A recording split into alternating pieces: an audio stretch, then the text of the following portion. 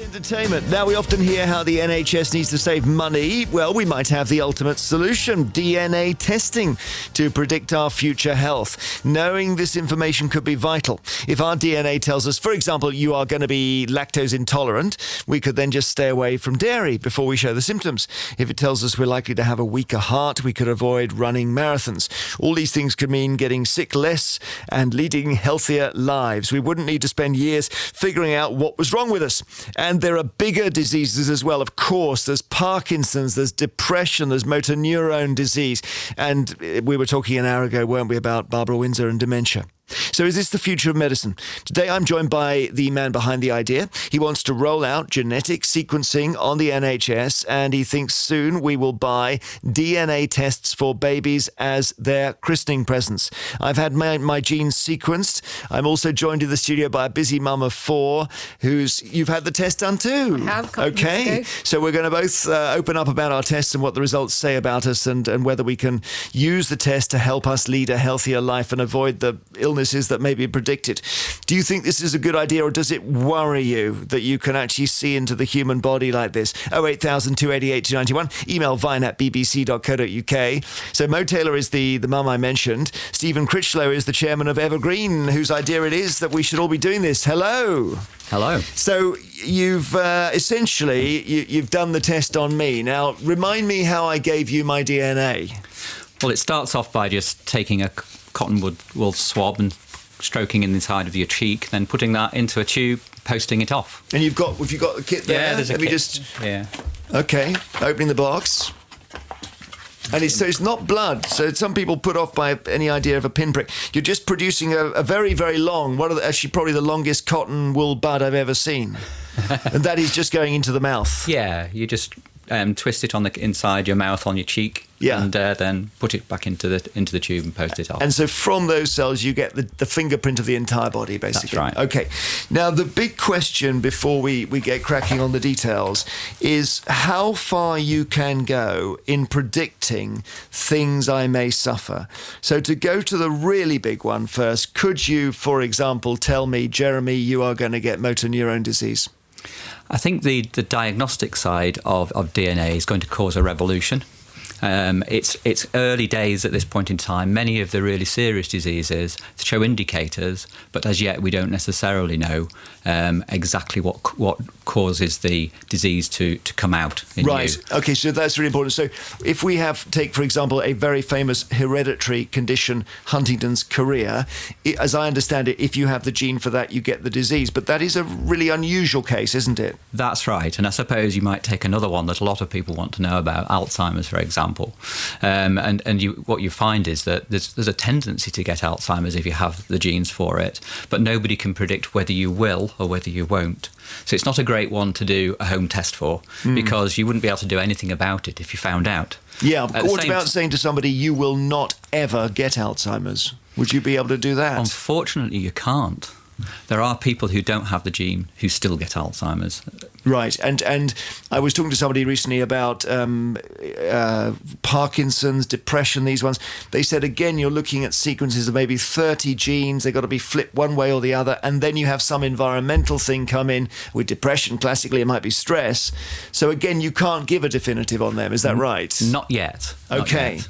So we're going to find out what answers you can give, and this is where Mo Taylor comes in. You're a busy mum of 4, as I mentioned. I am, yes. And why did you decide to have your DNA tested?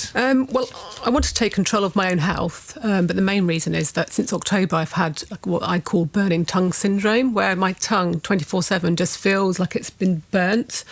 And I have been to the doctor about it, and they're looking into it, but we can't find an answer. It hasn't been my iron.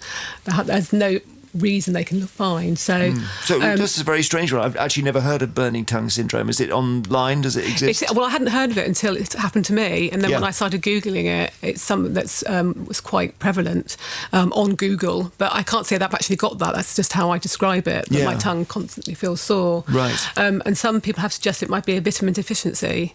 So I thought, I'm into health, I'm into fitness anyway, so I'm really interested in what the results said, but I thought, if I can find out what I'm deficient in, then I can I can do something about it. Okay. So I found out, and I have. Okay, so you did the swab, you sent it to Evergreen. Yeah, it was really, really easy. And they send back the results. And what are the results? How long are the results? What are they looking for? Well, there was 4 tests you can have, and I had all 4. So I have a diet, exercise, and metabolism. So I was particularly interested in diet, and I'm apparently likely to be deficient in B6, B12, and E. So Stephen, you got those results in front of you. Just run us through that. So basically, there's various things that the test does. The test for vitamins are to show your likelihood of being deficient. It doesn't say that you are deficient. It just says that you need to have a better diet, basically, if you're the person. So the outcome from DNA is a combination of your DNA result, the environment for you, and then that delivers the outcome. So for Mo, if she was to improve her intake in a diet of those vitamins, then she'd be less likely to be deficient, and that's what the test is saying. Right, B6, B12 and E deficient. Anything else, Stephen, you can tell her on diet? Well, I think one of the interesting things is that she's also a slow metabolizer of caffeine, and you can probably see I've got a cup of coffee in my hand. I'd not met Mo until just now, and it does turn out, I think... Yes, exactly. He offered me a coffee when I arrived. I said, no, I can't have coffee because I metabolize it slowly. But I've kind of always known that I don't really take well to coffee. Does that mean it stays in your system for a long time? Because I know that they say 25% of a cup of coffee is still there 12 hours later. But for you, it could be you're kept up in the night by something you drank at lunchtime. Is that right? That's what I'm told. So right. I'm following that advice, and so I've got some decaf tea now, right. And I'm not drinking caffeine after 2 o'clock. It's an amazing insight to get that from a person's genes. Yeah, and I think it's a really good example of what happens in health. We all read the papers, and we don't know whether we should have coffee or not have coffee, have eggs or not have eggs. But the real truth is we're all different. So whilst the regular advice is don't have a coffee after 4 o'clock, and everybody thinks they should do the same, I'm the opposite to Mo. So I know that I can have a double espresso at 11 o'clock at night and still go to sleep an hour later. Because you're a fast metabolizer. I'm a fast metabolizer of caffeine. Okay. And being able to know that enables you to understand yourself better so that you can enjoy life, basically. What else can you tell Mo about from her results? So she's not a great carbohydrate metabolizer. Yeah. So therefore, contrary to what some people think, I don't know what you think, Jeremy, but do you think you should avoid fat? I've just come to the view that fat doesn't make you fat, that sugar is the enemy, and that refined carbohydrates are terrible for us. But then today I had 2 pieces of toast, and that's terrible, I think. But so what are we on there? Some people actually can't metabolize carbohydrates. Is that right? Well, actually, as we've done your test as well, all 3 of us are in that category. Okay. Well, listen, we'll come to mine. That's actually worrying because of the toast I had earlier. I'd forgotten that. Yeah. What about Mo's metabolism and cholesterol? Can you give her anything on cholesterol? So she's got a slight risk of getting a high bad cholesterol. That's the LDL, and therefore it would be much better for her to have monosaturates as a fat, because we all need to have fats, or otherwise, as you say, we'll end up having to have sugar, which is kind of even worse. So having an improved monosaccharate fat metabolism will mean that Mo can actually get the calories she needs. And that's also backed up because I've had a blood test recently because of my tongue, and I have got high cholesterol. You got high bad I'm cholesterol, a 6, right? Yeah. And do you just go at that with diet or statins? Well, I'm going or what? to. Well, now I'm going. Well, I've always had a fairly good diet, but I'm not going to have statins now. And the doctor says I don't have to, but I now know that I can have avocado, the olive oil, quite happily. But just keep away from the other fats and the carbohydrates. And again, just bringing up statins there, again, an excellent example. If you apply the normal medicine that we do, which is to a population, but basically what NICE have done is said, well, if everybody who has a certain disease state, if you like, takes a statin, there will end up an average result of improving the life of about 1 to 1.5% of all the people who take them. But what would it be like if we could actually predict which 1.5% would actually benefit? Yeah, because of course there are downsides of statins for some people. Absolutely. Or even better for Mo, if she can change her diet now before it gets too high and avoid having to ever take the drug, with obviously the side effects that may have. Fitness next. What could you tell Mo on fitness? Because that's another category for you, Stephen, is it? Yeah, so basically she's, if she was to do endurance exercise, she would regulate her glucose well. And I don't know, Mo, whether you've looked into this, because I know as we've talked, I only met you a few minutes ago, yes. but have you modified the way that you do things in this area? Well, I love walking, so I'll always walk, and I love hiking, so I'll always sort of do those sort of things. But I was interested about the power and strength as a thing I should do to lose fat. Yes. I just wasn't sure I'd have to sort of look into what power exercise is, because I haven't done it before. Right. It's the reason I asked you, because for myself, I found that I was similar to you, except I'm not a great. I don't lose weight if I just do ordinary cardio. So if I was to cycle like you do, Jeremy, although it'd be good for my heart and it's good to do it, I wouldn't lose weight. And I know I didn't. The only way I've managed to keep the weight off me is by doing weights at the gym. And so I started doing that 4 or 5 years ago and haven't looked back since. I did that before I got my results, but now it took me months to find out what actually helped me lose that middle that I had. And it's great to offer something to somebody to say, well, actually, if you want to lose that middle, perhaps just change the type of exercise you do and it'll drop off. So your genes will show whether you use endurance training or strength training to lose weight. And in your case, Mo, what's the answer been? It says it's strength and power I need to concentrate on. Which may not be the kind of exercise you're doing, is that right? No, not at all, no. Don't do any powerlifting or strength exercises. And just before we play some music and then we'll talk about my results, any outlying results that Mo's got that should concern her, or looking down them, it doesn't look like it. But I think I can, without even reading them, I can tell you that. Yeah. Because we've designed the test that no result that you get is concerning. Basically what these are doing is picking up the things you can take action on, the things that won't worry you. So it's not going to tell you whether you're going to get Alzheimer's or you're likely to, but it will tell you that actually if you change these things in your diet, improve the vitamins that you're taking because of your genetics, or change your exercise to lose weight. All these are just things you can take action on and have a better life. If Mo and I said to you, look, okay, can we give you our swabs again, and now you do the big ones with us, you do the Parkinson's, the Alzheimer's, the motor neurone disease, the depression, etc., and just tell us what you can find out, how much could you find out? You can find out a lot, but I think probably the best analogy for DNA at the moment is, imagine you were given a book in Greek, and assume you're not a Greek speaker, and within it we throw in one word in every 1,000 words that means something. That's basically what we're looking at in DNA. So we can fully sequence somebody, and there are lots of complex reasons why people might or might not get what the genes say. So we've picked 82 things where the outputs are pretty clear. They're all referenced, peer-reviewed. And I think you were saying before you came in, Mo, there's quite complete information when you get in there. Yeah. But on the other areas, it's generally more to do with tendencies. I think we will be able to find that soon, and I think we will know what we have to do to stop getting those diseases. There's lots of good work happening in those areas. So they are more diagnostic. It's not the area we're working in. And how much did it cost? Did you pay for yours, Mo? I did pay for it. It was $125 for the 4 tests. Right. I think you can buy it separately, but it was cheaper to buy all 4. Did you feel it was worth it? I did, definitely, yeah. It's given a lot of information. Some information I still need to digest, really. But I've taken action already. I've changed quite a few things. I need to work on the exercise bit, but I've really enjoyed it, just reading about it. Because this is the first time in human history we've been able to do this. Yeah. It hasn't helped you with the burning tongue, though. It hasn't so far, no. So I guess one day maybe we'll do a medical special on that. I bet we find out we've got listeners with that. If you do, I'd be grateful if you tell me. We will pass it on, I promise. Okay, thank you so much. Okay. So Mo Taylor, mum of 4, has had her DNA tested, and we've got, did you say 30 pages? What was it? 28 pages. 28 pages of information about Mo's DNA. I've done the same. We're going to talk about that next.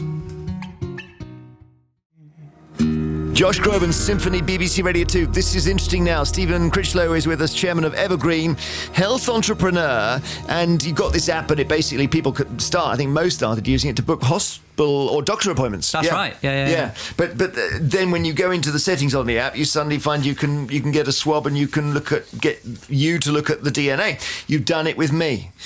So I've obviously read it, but you tell me what the headlines are from your point of view. Well, one of the first interesting things is it looks like you might be lactose intolerant. So you've got the marker for that. That's milk and dairy, That's or right. just milk? Yeah, generally dairy products. Yeah. It's in about 10% of the population, so many people go around not knowing they've got it. The symptoms are relatively mild. So if you were to have a lot of milk, you would be... It looks like you'd be likely to get sort of indigestion and those types of things. Yeah, I don't have that much milk, although I have it on cereal, coffee and tea. But yeah, I could see how that could come on, maybe. Yeah. Yeah. But then, probably more interestingly, in your metabolism, you're not a great carbohydrate metabolizer. Right. So pasta is dangerous. Well, not dangerous is too strong a word, and the right amount of it is fine. Yeah. But if you were to eat a lot of sugar and white carbs, you don't get rid of it quite as well as other people, and you Could might I extend from that I would be vulnerable to getting diabetes type 2? Yeah. Really? Yeah. Oh. But the good news is, there's only simple things you need to do to avoid that, because actually genetics is a combination of your genetics plus the environment that you live in. Yes. Gives the outcome. So actually all you need to do is decide to not have white carbohydrates and avoid sugars, and perhaps replace in your diet some of those things that contain a bit more fat. I wish it was that easy, but, I have friends who make cake. And Yeah. Do you have that? I do, yeah. Sometimes they bring it into the office. It happens at home. It's really hard to cut out all sugar. I've got the same profile as you. And Really? Have you? Yeah. I changed 5 years ago. It takes some discipline. Yeah. But both myself and other people I know who have changed, actually, once you cut out the sugar, you find you don't have an appetite for it anymore anyway. Okay. All right. And a little bit of cake doesn't harm you. It's a matter of changing your regular habits. Yeah, okay. Now, you were very good with Mo's fitness and how to get rid of fat or build strength or whatever.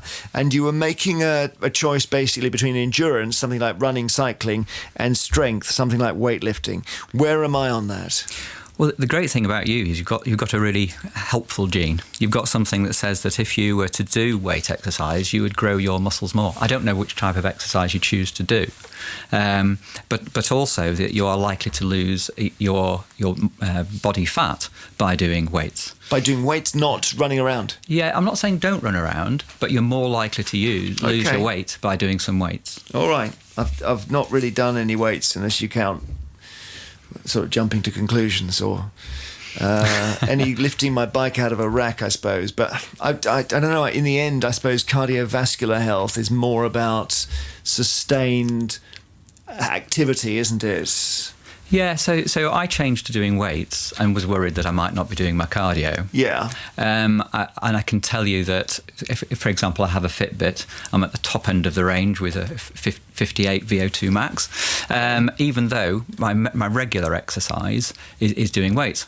Of course, what you can do is get your heart rate up by doing weights repetitively anyway. And I would build muscle. So yes, you would. I'd go full Charles Atlas, which I would like to do, actually. It looks better in the mirror. So we've done a bit of diet, we've done a bit of metabolism, fitness, anything else? Any other areas? I suppose you do have the reduced fat loss from endurance as well. So you're in a really good state, to sort out your fitness. Yeah, that's good. I don't know if I'm going to be able to do any power training.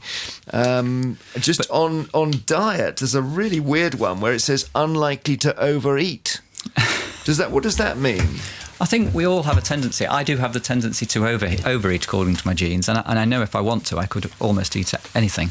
And so it's a matter of knowing yourself. What this is all about is, I think we all know that generally there's average advice applied to us all. Like don't eat too much. And I think if you know you've got an abnormally high appetite, you can compare yourself to others differently. So you can say, well, I don't have a tendency to necessarily overeat, so don't worry about it. And we're not at the end of knowledge here, are we, as far as what the DNA shows? You mentioned it's like the Book of Greek. We can only understand one word in 1,000. We're going to get to understand all the words, aren't we? Yes, I think we will. And maybe in our lifetimes as well. Yes. And we won't get yes-no answers on something like depression or Parkinson's, but we could get to probability answers, could we?